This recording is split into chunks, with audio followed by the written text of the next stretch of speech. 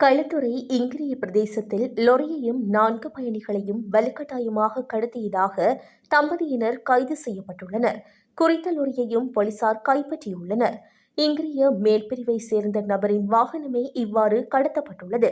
வாகனத்தின் உரிமையாளரான முறைப்பாட்டாளர் சுமார் 6 ஆண்டுகளாக அட்டைப்பட்டி வர்த்தகம் செய்து வருகின்றார். சுமார் 5 ஆண்டுகளுக்கு முன்பு கட்டண அடிப்படையில் மெக்சிகோ வகை லொரியை கொள்வனவு செய்துள்ளார்.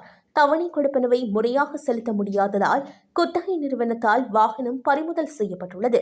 இதன் காரணமாக இங்கிரிய நம்பப்பனவை சேர்ந்த சந்தேக நபரிடம் 1.1 மில்லியன் ரூபாய் கடனை பெற்று லொரியை முறைப்பாட்டாளர் மீட்டுள்ளார். லொரியை கடத்திய சந்தேக நபர் தனது கடனை தீர்க்க மேலும் 3.5 லட்சம் ரூபாய் தேவை என குறிப்பிட்டுள்ளார்.